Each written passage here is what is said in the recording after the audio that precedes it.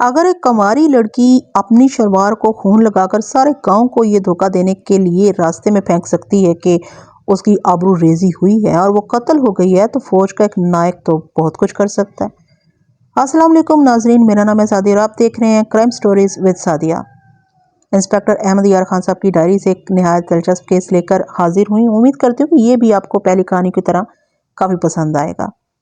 آئیے اس کیس کا آغاز کرتے ہیں، لیکن آغاز کرنے سے پہلے حسب روایت میری آپ سے درخواست ہے کہ جو میرے چینل پر نئے ہیں جلدی سے چینل کو سبسکرائب کر لیجئے گا اور بیل کے آئیکن کو لازمی سے پریس کیجئے گا اور آل نوٹیفیکیشن بیل کو دبانا ہرگز مت بھولیے گا، اور اگر آپ کو کہانی پسند آتی ہے تو لائک، کمنٹ اور شیئر بھی کیجئے گا۔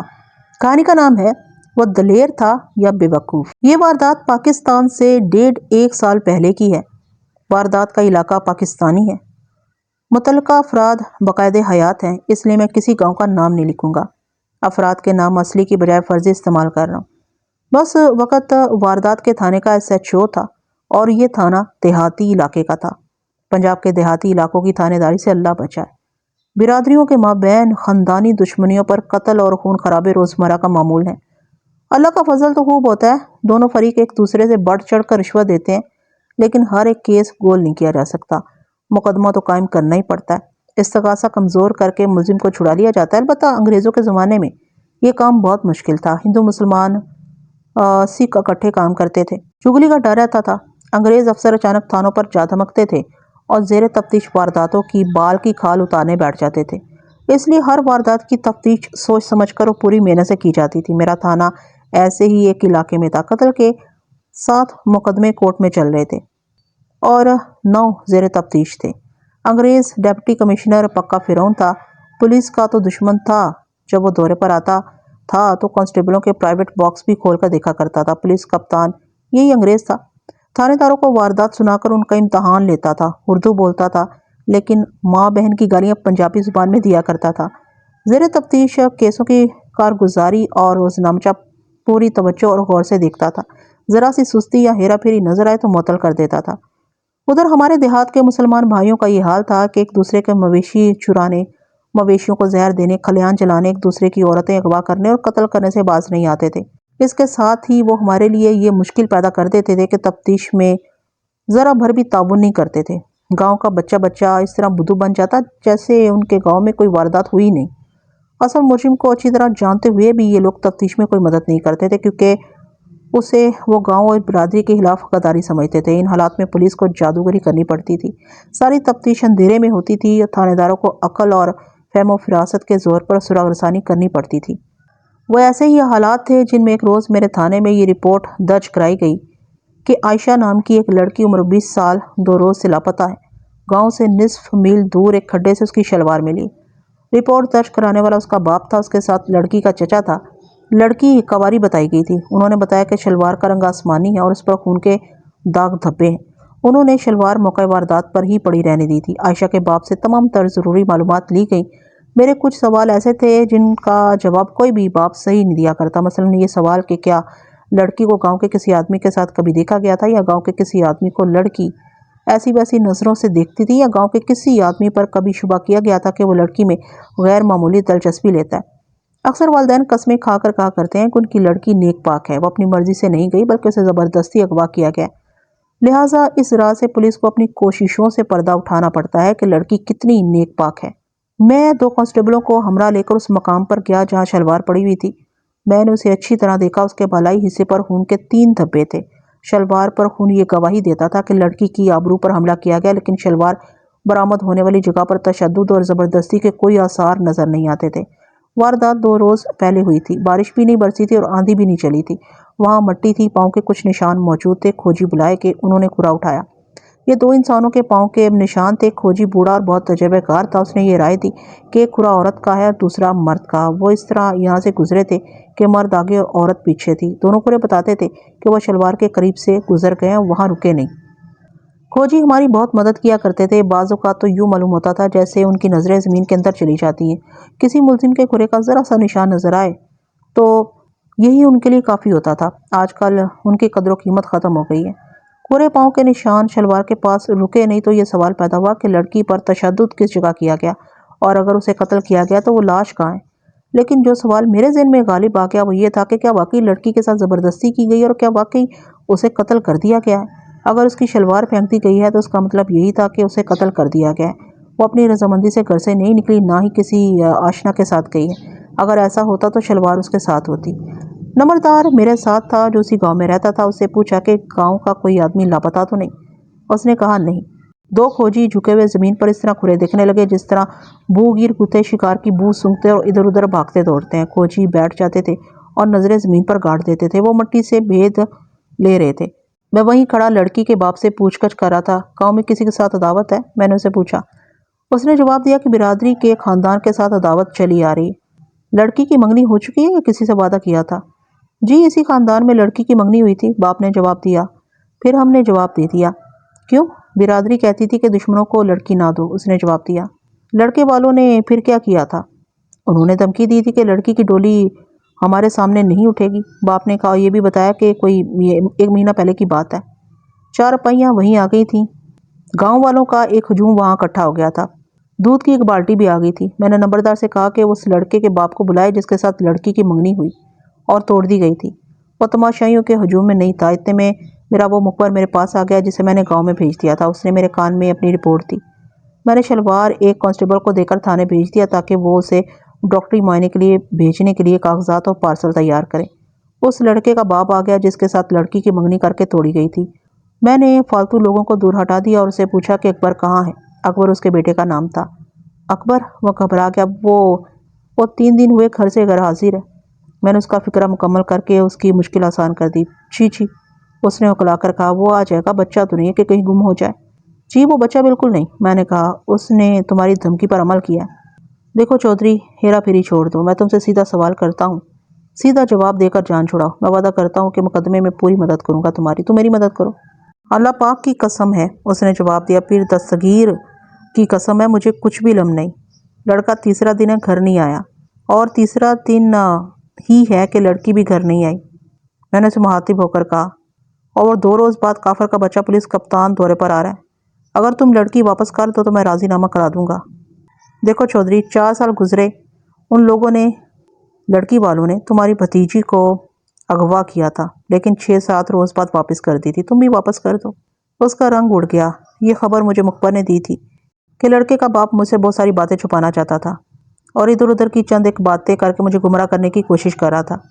4 سال گزرے، اس کی بھتیجی اس لڑکی کے ماموں نے عداوت کی بنا پر اغوا کی اور پھر 7 روز بعد واپس کر دی۔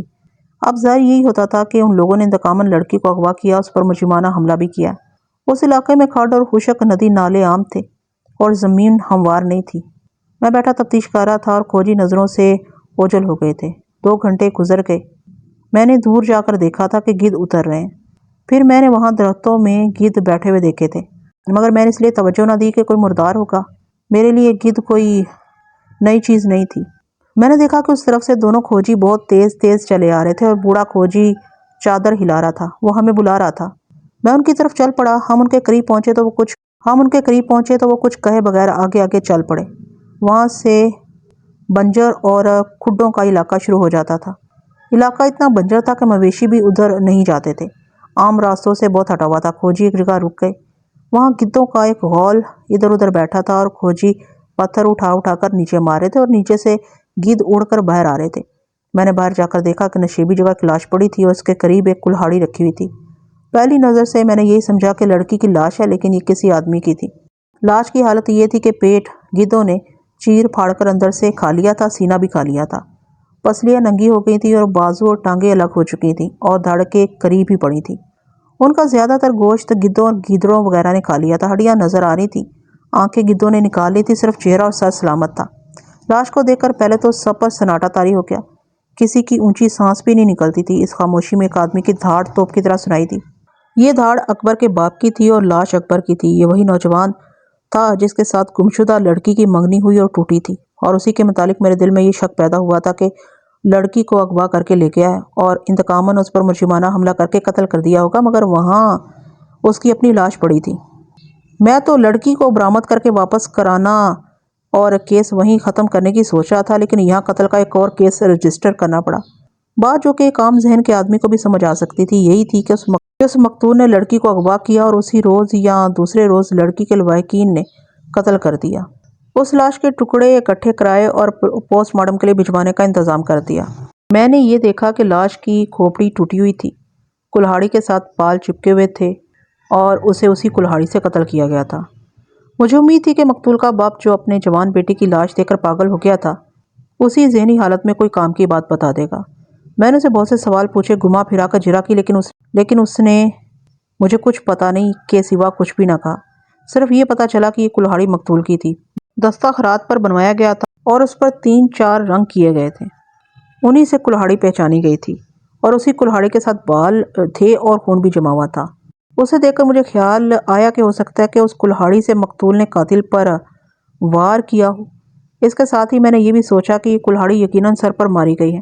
اگر یہ قاتل کے سر میں اتری ہے تو وہ بھی زندہ نہیں ہوگا، اور اگر وہ زندہ ہے تو دیکھنا پڑے گا کہ کون ہے اور کہاں ہے۔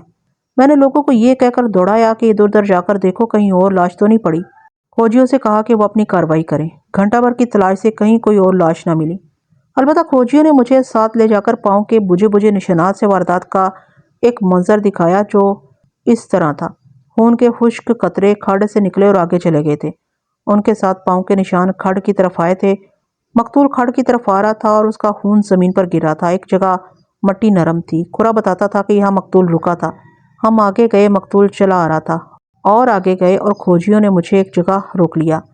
میں نے زمین دیکھی، پاؤں کے بے شمار نشان اس طرح گڑمٹ تھے جیسے 2-3 آدمی یہاں ناچتے رہے ہوں۔ یہاں لڑائی ہوئی تھی، بوڑھا کھوجی بولا۔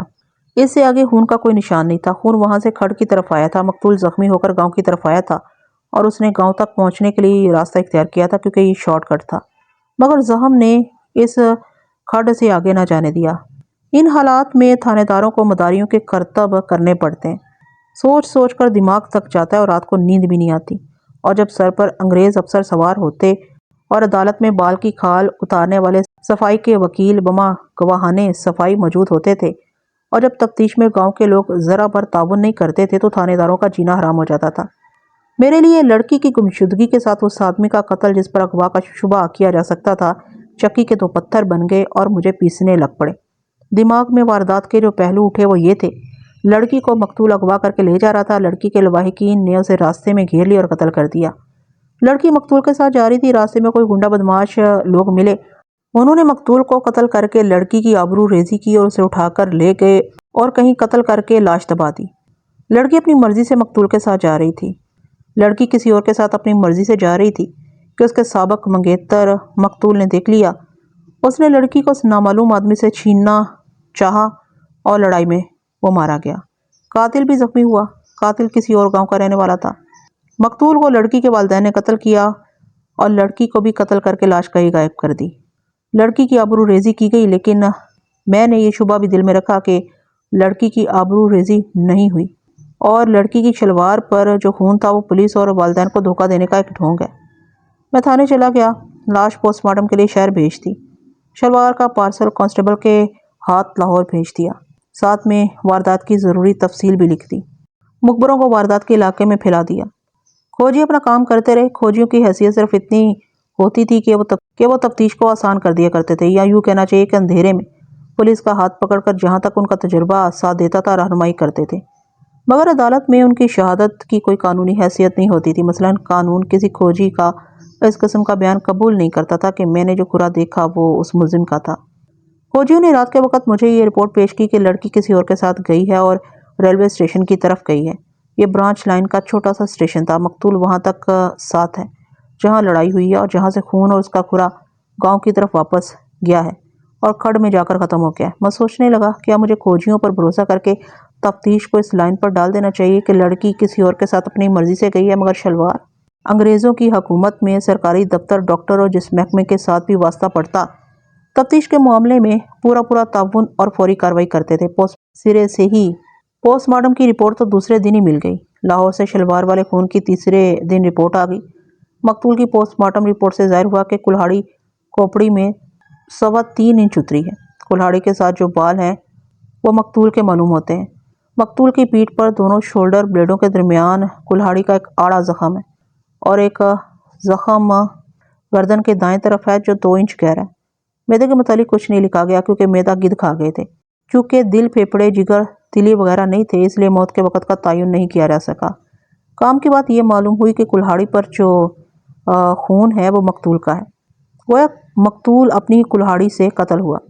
لاہور سے شلوار پر لگے ہوئے خون کے متعلق جو رپورٹ آئی اس نے میرے کان کھڑے کر دیے۔ لکھا تھا خون جسم کے کسی اور حصے کا ہے۔ خون ایسی شہادت بالکل نہیں دیتا کہ لڑکی پر مجرمانہ حملہ کیا گیا۔ یہ رپورٹ تفصیل سے دی گئی تھی جو ساری کی ساری سنانا ضروری نہیں۔ اس نے میرا شبہ پختہ کر دیا کہ شلوار اور اس پر خون ایک ڈھونگ ہے، مگر سوال پیچیدہ تھا۔ اس ڈھونگ میں لڑکی بھی شامل ہے یا اسے اغوا کرنے والوں نے پولیس کو تفتیش میں گمراہ کرنے کا یہ طریقہ سوچا ہے؟ یہ بھی ہو سکتا تھا کہ لڑکی کے لواحقین نے اسے مقتول کے ساتھ نازیبا حالت میں دیکھ لیا اور مقتول کو بھی قتل کر دیا ہو اور لڑکی کو بھی قتل کر کے اس طرح پردہ ڈالنے کی کوشش کی ہو کہ وہ لاپتہ ہو گئی ہے۔ جس روز شلوار کی رپورٹ آئی اس روز پولیس کپتان بھی آ گیا۔ اس نے کیس دیکھا تو کہنے لگا بہت دلچسپ کیس ہے۔ اس نے اس وقت کی تفتیش کی تفصیل پوچھی اور پھر مجھ سے پوچھنے لگا کہ اب میں کیا کروں گا۔ میں نے اسے بتایا تو اللہ نے مجھ پر کرم کیا کہ اس کے ذہن میں بھی یہی لائن آئی تھی۔ اس نے خوش ہو کر میری رہنمائی کی اور میں نے بھی تمام ضروری کرتب دکھا کر اس پر ظاہر کیا کہ صاحب بہادر کا اقبال بلند ہو۔ میں اسی لائن پر چلنا چاہتا تھا۔ حقیقت یہ ہے کہ اس نے بہت سارے مشورے ایسے دیے تھے جو میرے لیے نئے تھے اور میں نے نہیں سوچے تھے۔ خدا نے اسے بڑا قابل دماغ دیا تھا۔ جب وہ واپس جانے لگا تو مجھے کہا تمہیں یہ لڑکی مل جائے گی۔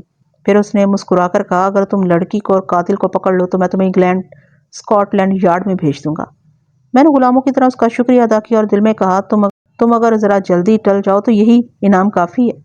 میں نے پہلے سیلیوٹ کیا اور جب اس کا گھوڑا چل پڑا تو میں نے مغلیہ دور کے درباریوں کی طرح جھک کر کورنش بجا لایا۔ میرے محرر نے جب کہا کہ دفع ہو گیا تو میں سیدھا ہوا۔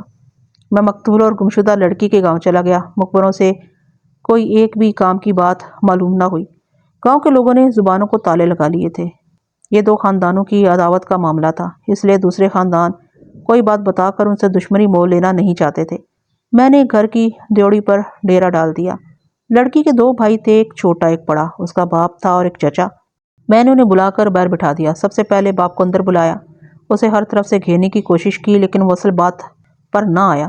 پھر اس کے چچا کو بلایا اور اسے اعتماد میں لینے کے لیے سینکڑوں جتن کیے۔ اس نے ہر ایک سوال کا جواب خود اعتمادی سے دیا لیکن میرے مطلب کی ایک بھی بات اس کے منہ سے نہ نکلی۔ لڑکی کے بڑے بھائی کو بلایا، اس پر میں نے سیدھا وار کیا۔ میں نے کہا تمہارا باپ اور تمہارا چچا تم یہ بتا دو کہ اپنی بہن کی لاش کہاں پھینکی ہے۔ اس نے میری آنکھوں میں آنکھیں ڈال دی اور پوری دلیری سے بولا لاش کہیں پھینکی نہیں۔ اگر بہن زندہ سامنے آ گئی تو اس کی لاش کہیں پھینکوں گا نہیں، لاش گاؤں میں پڑی ہوگی اور میں تمہارے پاس کلہاڑی لے کر خود ہی پہنچ جاؤں گا، اور اگر اس آدمی کا اتا پتہ مل گیا تو اس کی لاش بھی تمہیں دکھاؤں گا اور اپنے ہاتھ تمہارے آگے کر کے کہوں گا کہ یہ لے تھانے دار ہتھ کڑی لگا لے۔ اتنی پختہ بات سن کر میرا دل مان گیا کہ قصہ کچھ اور ہے اور میرا شبہ بے بنیاد ہے۔ پھر بھی میں نے اسے کہا دیکھ جوان، غیرت والے بھائی اسی طرح کی باتیں کیا کرتے ہیں۔ میں پولیس کا آدمی ہوں، میں صرف باتوں سے راضی نہیں ہوں گا۔ اس 23-24 سال کی عمر کے گبرو جوان نے میرا ذرا بھی لحاظ نہ کیا، میری آنکھوں میں آنکھیں ڈال کر بولا میں جانتا ہوں تم صرف باتوں سے راضی نہیں ہوگے، تم نے ہمارے دشمنوں کا خنزیر کھا لیا ہوگا، ہمارے گھر سے تمہیں ایک پیسہ نہیں ملے گا، ایک ہماری عزت گئی، دنیا کے سامنے بدنام ہوئے، اور تم ہم پر الزام لگاتے ہو کہ ہم نے اپنی بہن کو قتل کر کے لاش کہیں پھینک دی ہے۔ میں درمیان میں بولنے لگا تو اس نے بڑے رعب سے کہا دیکھ ملک صاحب، تم تھانے دار ہو، میرے خدا نہیں ہو، تمہارے گھر میں بیٹی کی ذات ہے، غیرت کرو، مجھے ہتھ کڑیوں اور پھانسی کا ڈر نہیں۔ جس دن سے میری بہن غائب ہوئی ہے میں پھانسی کے تختے پر کھڑا ہو گیا ہوں، مجھے اب تمہاری دھونس اور ہتھ کڑیاں ڈرا نہیں سکتی۔ اصل ملزم پکڑو نہیں تو مجھے حوالات میں بند کر دو، کہیں ایسا نہ ہو کہ تمہارے بچے میرے ہاتھوں یتیم ہو جائیں۔ دیہات کے لوگ تھانے داروں کو خدا سمجھا کرتے تھے، ایسی دھونس سے پولیس کے آگے کوئی نہیں بولتا تھا، لیکن اس نوجوان نے مجھے ہلا کے رکھ دیا۔ میں بھی مسلمان تھا اور 2 بچیوں کا باپ اور ایک بہن کا بھائی۔ میں نے یہ تسلیم کر لی بات کہ لڑکی اپنے لواحقین کے ہاتھوں قتل نہیں ہوئی۔ اس کے باپ اور چچا کا انداز بھی بتاتا تھا کہ وہ بے گناہ ہیں۔ میں نے اس کے چھوٹے بھائی کو نہ بلایا، بڑے بھائی کو یقین دلایا کہ میں نے دوسرے فریق سے رشوت نہیں لی اور میں اس کی بہن کو اپنی بیٹی اور بہن سمجھتا ہوں۔ اسے میں نے کہا کہ میں اس کی ماں سے بھی ملنا چاہتا ہوں۔ اس نے کہا کہ یہ مہربانی کرو کہ اسے یہاں نہ بلانا، ہمارے گھر چلو اور اکیلے چلو، کوئی سپاہی ساتھ نہ ہو، جو پوچھو گے بتائیں گے، عزت خاطر کریں گے، لیکن ہم گاؤں میں یہ نہیں کہلوانا چاہتے کہ ہماری ماں کو پولیس نے طلب کیا ہے۔ میں اس وقت وردی میں تھا، مجھے اس جوان کی باتیں اتنی اچھی لگی کہ मैंने उसे कहा कि मैं तुम्हारे ख़ानदान की पूरी इज़्ज़त करूँगा, मैं वर्दी में तुम्हारे घर नहीं जाऊँगा और दिन के वक्त भी नहीं जाऊँगा और आज रात को आऊँगा। मैं उसी रात देहाती कपड़े पहनकर उनके घर गया। लड़की की माँ को अलग बिठाकर पूछा कि लड़की आम तौर पर किस तरह के कपड़े पहना करती थी। मैंने अपने ज़हन पर बहुत ही जोर देकर तफ्तीश की एक लाइन निकाली थी और इसमें पुलिस कप्तान के मशवरे भी शामिल थे। मैं अब इसके मुताबिक तफ्तीश कर रहा था। माँ ने बताया कि लड़की हमेशा सूट ही पहना करती थी, यानी शलवार और कमीज़ का रंग एक ही होता था। ये बात मेरे काम की थी। मैंने उसे पूछा लड़की के कितने सूट थे। उसने बताया 5। मेरे पूछने पर उसने हर एक सूट का रंग भी बता दिया। मैंने उसे कहा कि एक सूट वो पहन कर गई है, बाकी 4 सूट मुझे दिखाओ। वो उठी तो मैं भी उसके साथ लालटेन लेकर चल पड़ा। लड़की का सूट केस अलग था। मैंने लालटेन पकड़े रखी। लड़की का बाप और भाई भी साथ खड़े थे। सूट केस से ये कपड़े बरामद हुए। 3 सूट यानी एक ही रंग की कॉटन की शलवार और कमीज़, जिनमें एक सूट फूलदार था और एक कमीज़ आसमानी रंग की निकली। ये कमीज़ उस शलवार के साथ की थी जो बाहर से खून आलूद बरामद हुई थी। कपड़ों का चौथा जोड़ा घर में नहीं था, जिसका मतलब ये था कि लड़की ये सूट पहन कर गई है और आसमानी रंग की शलवार वैसे ही साथ ले गई थी। रास्ते में फेंक जाने के लिए ये याद रखिए कि शलवार ऐसी जगह फेंकी गई थी जहां दरख्त थे। करीब पानी का छोटा सा जौहर था। खेतों में काम करने वाले वहां आराम के लिए बैठते थे। वहां से रास्ता भी गुजरता था। घर में माँ ने चौथा जोड़ा बहुत तलाश किया, ना मिला। घर से कोई नकदी या जेवर की कोई चीज़ गायब नहीं थी। मैं सोचने लगा कि लड़की को इन लोगों ने खुद कत्ल नहीं किया। अकबर को भी उन्होंने कत्ल नहीं किया, तो कातिल कौन है और लड़की किसके साथ गई? ये अमर यकीनी था कि लड़की अपनी मर्जी से गई है। मैंने उसकी माँ को लग करके कहा, जब तक तुम कोई सुराग नहीं दोगी लड़की नहीं मिलेगी। ये बताओ कि अकबर के अलावा गांव के किसी और लड़के को लड़की ने कभी पसंद किया था या तुम्हें कभी शक हुआ था? उसने कस्में खाकर कहा, ऐसी कोई बात नहीं थी और ना ही उसने कभी अकबर के मुतालिक पसंदीदगी का इजहार किया था। लड़की किसी दूसरे गांव में कभी गई थी? हाँ, माँ ने बिला झिझक कहा, फला गांव में मेरी बहन है। लड़की वहां जाया करती थी, 3-3 4-4 रोज रहती थी। तुम्हारी उस बहन का कोई जवान लड़का है? नहीं, उसने जवाब दिया।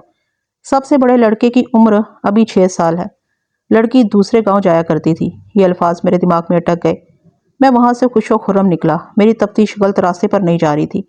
मैं गांव से निकला तो सरकारी चौकीदार रास्ते में खड़ा मिला। गांव में सिर्फ उसे पता था कि मैं आ रहा हूँ। वो मेरी वापसी के इंतजार में वहां खड़ा था। उसने पूछा, मेरे लिए कोई हुक्म? मैंने उसे कहा कि फला गांव का चौकीदार सुबह मेरे पास आ जाए और उसे सख्ती से कहे कि किसी को पता ना चले। मैं थाने चला गया और जब चारपाई पर लेटा तो 2 घंटे नींद ही ना आई। मैंने अकबर के कत्ल को अभी नज़रअंदाज कर रखा था। सारी तवज्जो लड़की पर थी और पुलिस वालों में जो छठी हिस्स होती है वो मुझे बता रही थी कि लड़की का सुराग मिल गया तो अकबर का कातिल भी मिल जाएगा। देहात के सरकारी चौकीदार बड़े काम के लोग होते थे। थाने में घर घर की खबरें दिया करते थे। उनकी बीवियां भी हमारी मुखबर होती थीं। गरीब लोग थे, उनकी बीवियां हमारे घरों में कामकाज करती थीं और हर घर में आती जाती थीं। सुबह सुबह दूसरे गांव का चौकीदार आ गया। वो कोई बड़ा गांव नहीं था। किसी के घर मेहमान आए तो सारे गांव को पता चल जाता था। मैंने उस चौकीदार से उस लड़की के मुतालिक पूछा तो उसने ये रिपोर्ट दी। लड़की अपनी खाला के पास आया करती है, 3-4 दिन रहती है।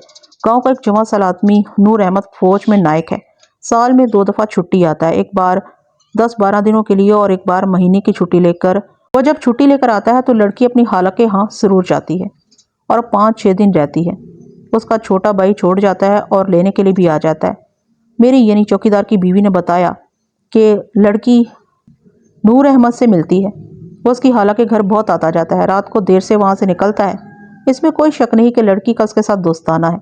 लड़की की उसके साथ शादी नहीं हो सकती क्योंकि ज़ात नहीं मिलती। मैंने चौकीदार से पूछा कि लड़की की गुमशुदगी के दिनों नूर अहमद छुट्टी आया था? उसने बताया कि नहीं, 2 महीने गुजरे वो छुट्टी आया था।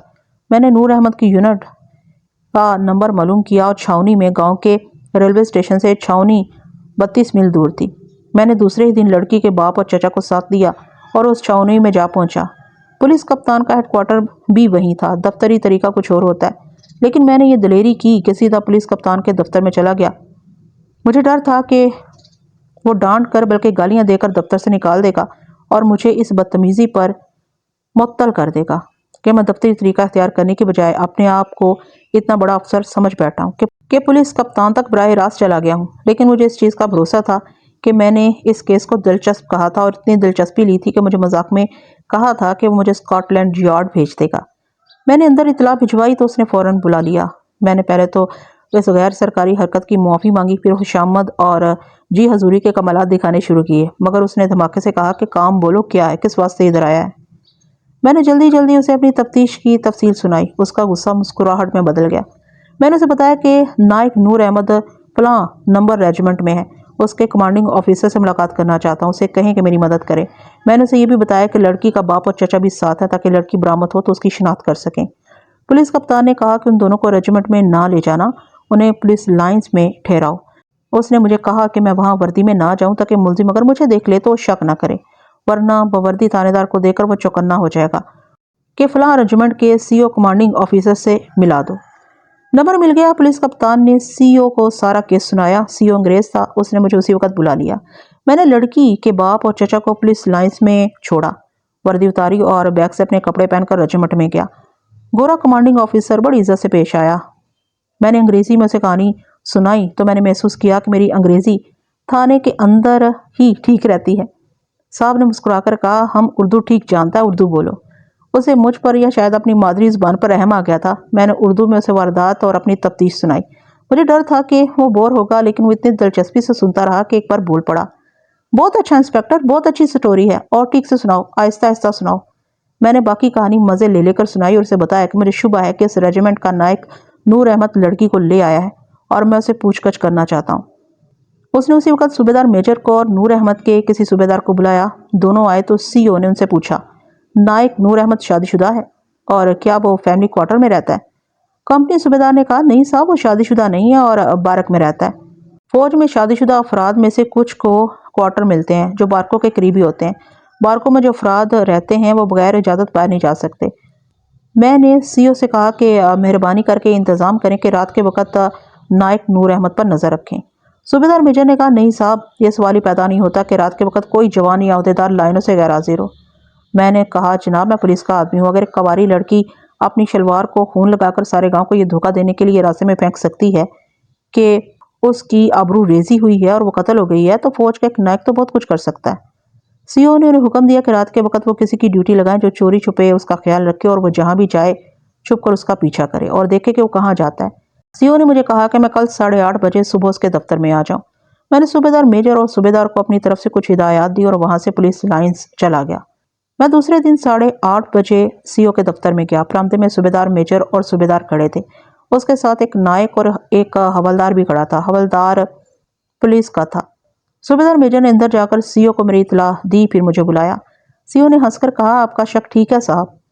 مجھے بتایا گیا کہ ریجمنٹ پولیس کے حوالدار نے رات چھپ کر دیکھا نور احمد رات 11 بجے کے بعد بارک سے نکلا اور سنتریوں کی نظر سے بچتا ہوا لائنوں کی حدود سے باہر نکل گیا۔ پولیس حوالدار نے اس کا تعاقب کیا۔ نور احمد تیز تیز چلتا چھاؤنی کے اس علاقے میں چلا گیا جہاں بیرے اور ملازم وغیرہ معمولی سے مکانوں میں رہتے ہیں۔ نور احمد ایک مکان کے دروازے پر دستک دی، دروازہ کھلا اور وہ اندر چلا گیا۔ ریجمنٹل پولیس کا حوالدار ادھر ادھر ٹہلتا رہا اور چھپا رہا۔ نور احمد صبح 4 بجے اس مکان سے نکلا اور بارک میں آ گیا۔ میں نے سی او سے کہا کہ اس مکان پر چھاپا مارنا ہے، میرے ساتھ ریجمنٹ کے کسی ذمہ دار افسر کا ہونا ضروری ہے۔ اس نے صوبیدار میجر کو ہی کہہ دیا کہ وہ میرے ساتھ رہے۔ نائک نور احمد کو پابند کر لیا گیا۔ میں دوڑ گیا، پولیس لائن سے لڑکی کے باپ اور چچا کو ساتھ لے آیا۔ صوبیدار میجر، پولیس حوالدار اور نائک نور احمد کو ساتھ لے کر ہم اس علاقے میں گئے جہاں وہ مکان تھا۔ راستے میں نور احمد نے کسی سے کوئی بات نہ کی۔ عائشہ کے باپ اور چچا کو بھی وہ اچھی طرح جانتا تھا، ان کے ساتھ اس نے صرف ہاتھ ملایا تھا، وہ گھبرایا ہوا بھی نہیں تھا۔ اس علاقے میں پہنچ کر میں نے سب کو روکا۔ نور احمد سے میں نے کہا، نائک نور احمد، آپ ہمیں اس مکان میں لے چلیں جہاں آپ نے فلاں گاؤں کے فلاں آدمی کی بیٹی عائشہ کو رکھا ہوا ہے۔ میں یہ دیکھ کر حیران ہو گیا کہ اس نے گھبرانے یا جھوٹ بولنے یا ٹال مٹول کرنے کی بجائے یہ کہا، بسم اللہ، آؤ سارے آ جاؤ۔ مجھے یہ ڈر محسوس ہوا کہ مکان میں لڑکی نہیں ہوگی، ورنہ نور احمد اتنی دلیری کا مظاہرہ نہ کرتا۔ میرے پاؤں تلے سے زمین نکل رہی تھی۔ نور احمد نے ہماری رہنمائی کی اور ایک کچے سے مکان کے دروازے پر دستک دی۔ دروازہ کھلا، ایک لڑکی کا چہرہ نظر آیا اور چہرہ کواڑ کے پیچھے ہو گیا۔ نور احمد نے ہمیں کہا، آ جاؤ، اور دروازے کے پیچھے لڑکی سے کہا، گھبرانا نہیں، اللہ مالک ہے۔ ہم اندر گئے۔ عائشہ سامنے کھڑی تھی۔ میں تو اسے نہیں پہچانتا تھا۔ اس کے باپ اور چچا نے اسے شناخت کر کے مجھے بتایا کہ یہی ان کی گمشدہ بیٹی ہے۔ نور احمد اطمینان سے الگ کھڑا رہا۔ عائشہ کے باپ اور چچا نے گالی گلوچ شروع کر دی۔ میں نے انہیں روک دیا اور عائشہ سے کہا تمہیں ہمارے ساتھ چلنا پڑے گا، یہ تمہارے ساتھ نہیں جائے گی۔ نور احمد نے فوجیوں کے لہجے میں کہا اس کی عمر 20 سال ہے، یہ اپنی مرضی سے میرے ساتھ شادی کر چکی ہے۔ نور احمد اندر گیا اور ایک سوٹ کیس سے اس نے نکاح نامہ نکال کر میرے ہاتھ میں دے دیا۔ میں نے اسے بتایا کہ یہ اغوا کی واردات ہے، اس کا تعلق ایک آدمی کے قتل کے ساتھ بھی ہے۔ نور احمد کی جگہ صوبیدار میجر بول پڑا۔ اس نے کہا تھانے دار صاحب، یہ فوج کا آدمی ہے، ہماری رجمنٹ کا نائک ہے، اور آپ جو کارروائی کریں گے وہ ہمارے CO صاحب کے آرڈر سے کریں گے۔ یہ گاؤں نہیں فوج ہے، یہاں فوج کا دستور چلتا ہے، سول پولیس نہیں۔ صوبیدار میجر کے لہجے میں میرے لیے کوئی ہمدردی نہیں تھی، صاف پتہ چلتا تھا کہ اپنے نائک کی طرفداری کر رہے ہیں۔ میں نے انہیں سمجھانے کی کوشش کی تو صوبیدار میجر نے لڑکی کے باپ و چچا سے کہا کہ آپ ذرا باہر چلے جائیں۔ تو صوبیدار میجر نے ہم سب کو اندر لے جا کر ایک چارپائی پر بٹھایا، لڑکی کو سین میں بٹھایا۔ اس نے نور احمد سے کہا کہ ہمیں صحیح واقعہ سنا دو، پھر جو اللہ کرے گا۔ نور احمد غالباً اشارہ سمجھ گیا۔ اس نے صاف صاف بتایا کہ لڑکی اسے چاہتی تھی اور وہ لڑکی کو چاہتا تھا۔ اس کے گاؤں میں لڑکی اپنی خالہ کے ہاں جاتی تھی اور وہاں پہلی بار وہ ملے تھے، پھر ہر چھٹی کے دوران وہ ملتے رہے۔ ان کی محبت پاک تھی، ان کی شادی ذات کے فرق کی وجہ سے نہیں ہو سکتی تھی۔ اس نے لڑکی کو ایک رات بتائی کہ وہ فلاں جگہ پر آئے گا اور لڑکی آ جائے وہاں پر۔ انہوں نے یہ پروگرام 2 ماہ پہلے بنایا جب نور احمد چھٹی پہ گیا ہوا تھا۔ نور احمد نے اسے کہا کہ ایک فالتو شلوار ساتھ لانا، اور وہ صبح چھاؤنی سے گاڑی پر گیا اور گاؤں سے 2.5 میل دور ان کا جو اسٹیشن تھا وہاں اترا۔ اس کی جیب میں چاقو تھا۔ رات تک وہ ادھر ادھر چھپتا پھرتا رہا، مقررہ وقت پر مقررہ جگہ پہنچا۔ لڑکی آ گئی، ایک شلوار اس کے ہاتھ میں تھی۔ نور احمد نے اپنی انگلی میں چاقو کی نوک ماری اور خون شلوار کے بالائی حصے پر مال دیا۔ شلوار ایسی جگہ پھینک دی جہاں سے لوگ گزر رہے تھے۔ اس نے یہ ڈرامہ اس طرح کھیلا تھا کہ شلوار برآمد ہوگی تو لوگ یہی سمجھیں گے کہ لڑکی کو ہراب کر کے کہیں قتل کر دیا گیا ہے۔ صوبیدار میجر نے کہا لوگ ٹھیک کہتے ہیں کہ فوجی بے وقوف ہوتے ہیں، جب تم اتنی دلیری کر رہے تھے تو شلوار اور خون کا ناٹک بنانے کی کیا ضرورت تھی؟ صوبیدار میجر نے مجھ سے کہا انسپکٹر صاحب، فوجی میں دلیری ضرور ہوتی ہے، عقل نہیں ہوتی۔ جی ہاں، میں نے کہا اس نے تو بے عقلی کی ہے، لیکن میری عقل کا لیا امتحان ہے جسے میں ساری عمر یاد رکھوں گا۔ اسے یہ پتہ نہیں تھا کہ شلوار والا خون ڈاکٹروں سے ٹیسٹ کروایا جائے گا اور پتہ چل جائے گا کہ یہ خون کیسا ہے۔ بہرحال نور احمد نے بتایا کہ اس نے اس قسم کی کہانی اپنے کمپنی کلرک سے سنی تھی۔ اس کی فوجی عقل کو یہ طریقہ بڑا ہی انوکھا اور کامیاب نظر آیا تھا۔ اس نے شلوار وہاں پھینکی اور جب پون 1 میل آگے گئے تو اسے اچانک بالکل اپنے پیچھے سے آواز آئی، ٹھہر جاؤ، مرد ہو تو لڑکی مردوں کی طرح لے جاؤ۔ وہ فوجی تھا، برما فرنٹ پر لڑ کر آیا تھا۔ تیزی سے پیچھے مڑا، عائشہ ایک طرف ہٹ گئی۔ وہ آدمی کلہاڑی اپنے سر سے اوپر اور پیچھے لے جا چکا تھا۔ عائشہ ذرا پیچھے تھی۔ اس نے اتنی پھرتی دکھائی کہ جست لگا کر آگے ہوئی اور وہ کلہاڑی جو اس آدمی کے سر کے پیچھے ہی تھی عائشہ نے پکڑ لی اور زور سے پیچھے کھینچی۔ وہ مرد تھا، کلہاڑی اس کے ہاتھ سے نہ نکلی، البتہ اس کا وار رک گیا۔ نور احمد نے اچھل کر اس کے پیٹ میں لات ماری، کلہاڑی اس آدمی کے ہاتھ سے چھوٹ گئی اور عائشہ کے ہاتھ میں رہ گئی۔ عائشہ نے کلہاڑی نور احمد کو دے دی۔ انہیں ابھی معلوم نہیں ہو سکا تھا کہ یہ آدمی کون ہے، اندھیرا گہرا تھا۔ نور احمد نے کلہاڑی کے 3 وار کیے، ایک گردن پر لگا، ایک پیٹھ پر اور آخری وار سر پر لگا۔ نور احمد نے کلہاڑی اس کے سر میں ہی رہنے دی اور عائشہ کو لے کر اسٹیشن کی طرف چل پڑا۔ نور احمد نے اسے لڑکھڑاتے دیکھا تھا، گرتے نہیں دیکھا تھا۔ اسے یقین تھا کہ وہ جو کوئی بھی تھا اب وار کرنے کے قابل نہیں رہا۔ عائشہ اور نور احمد کو بالکل علم نہیں تھا کہ وہ کون تھا۔ میں نے نور احمد کو بتایا تھا کہ وہ عائشہ کا پہلا منگیتر اکبر تھا۔ خون کے نشان کھوجیوں نے مجھے دکھائے تھے، ان سے باقی کہانی مکمل ہوتی تھی۔ اکبر کلہاڑی اٹھا کر یا کلہاڑی کے سہارے وہاں سے گاؤں کو چل پڑا تھا اور گھڑ میں جا کر مر گیا تھا۔ اپنے قتل کا آلہ قتل اس کے اپنے پاس ہی رہا۔ نور احمد صبح سے پہلے چھاؤنی پہنچ گیا۔ اس نے مکان کا انتظام اور اس کے دوستوں نے نکاح کا انتظام کر رکھا تھا۔ نکاح پڑا گیا۔ اب وہ ہر رات یہ خطرہ مول لیتا تھا کہ رات 11 بجے کے بعد چوری چھپے اپنی بیوی کے پاس چلا جاتا تھا اور صبح 4 بجے پارک میں آ جاتا تھا۔ یہ سراغ لگانا ناممکن تھا کہ اکبر ان کے پیچھے کس طرح چلا گیا تھا۔ اس نے شاید رات کو عائشہ کو گاؤں سے باہر جاتے دیکھ لیا ہوگا اور کلہاڑی لے کر اس کا پیچھا کیا ہوگا۔ بہرحال یقین سے کچھ نہیں کہا جا سکتا۔ نور احمد نے جس دلیری سے اپنے جرم کی تفصیل سنا دی، اس سے یہ رائے قائم کرنا مشکل نہیں تھا کہ وہ دلیر ہے یا بے وقوف۔ میرے خیال میں اس میں دونوں ہی وصف تھے۔ میں دیکھ رہا تھا اس جوان کا مستقبل کس طرح تاریک ہو گیا ہے اور اس نے ایک نوجوان لڑکی کی بھی زندگی تباہ کر دی ہے۔ نور احمد کو تو اب جیل جانا تھا۔ بہرحال اس کی رجمنٹ کے افسروں نے میری اور اس کی ساری مشکلیں آسان کر دی۔ وہ اس طرح کہ جب میں نے لڑکی کی برآمدگی کے کاغذات تیار کر لیے اور صوبیدار و پولیس حوالدار سے دستخط لینے لگا تو انہوں نے صاف انکار کر دیا۔ صوبیدار میجر نے کہا کہ ہمارے سامنے کوئی لڑکی برآمد نہیں ہوئی، ہمارے CO صاحب سے بات کرو۔ ہم رجمنٹ کے دفتر میں گئے، مجھے باہر کھڑا کر دیا گیا۔ صوبیدار میجر اپنے سی او کے دفتر میں جانے کی بجائے کسی اور افسر کے دفتر میں چلا گیا۔ پھر میں نے 2 انگریز افسروں کو صوبیدار میجر کے ساتھ سی او کے دفتر میں جاتے دیکھا۔ بہت دیر تک نائک نور احمد کو اندر بلایا گیا۔ کوئی 1 گھنٹہ بعد سب باہر نکلے۔ اتنی دیر میں ان کا رجمنٹل پولیس حوالدار میرے پاس بیٹھا رہا۔ اس نے مجھے کہا، آپ کو یہ آدمی نہیں ملے گا، فوجی ایک دوسرے کی پوری مدد کیا کرتے ہیں۔ یہ نائک ہماری رجمنٹ کا ہی نہیں، ڈویژن کا بھی ایتھلیٹ ہے۔ فوج میں ایتھلیٹ کو گھوڑے کی طرح پالا جاتا ہے اور اسے رجمنٹ کی عزت سمجھا جاتا ہے۔ آخر مجھے سی او نے اندر بلایا اور صرف اتنا کہا، آپ اپنے محکمے کی طرف سے ہمیں لکھیں کہ آپ کو ہمارا ایک نائک کیوں مطلوب ہے، آپ جا سکتے ہیں۔ میں پولیس کپتان کے پاس گیا، اسے پوری رپورٹ دی۔ اس نے اسی وقت سی او کو ٹیلی فون کیا، لیکن صرف 1 منٹ میں سی او نے بات ختم کر دی۔ پولیس کپتان نے ریسیور بڑی زور سے رکھا اور پنجابی زبان کی موٹی ساری گالی دی۔ اس کے بعد پولیس اور فوج میں ہاتھوں کتابت کا سلسلہ شروع ہو گیا۔ رجمنٹ نے لکھا کہ واردات والی رات نائک نور احمد ڈیوٹی پر تھا اور اس عرصے میں رجمنٹ لائن سے کبھی غیر حاضر نہیں ہوا۔ ہمیں اپنی کارروائی پوری کرنی تھی۔ نائک نور احمد کو بہرحال ہم نے بڑے جتن کر کے پولیس کی حراست میں لیا اور چالان عدالت میں دے دیا۔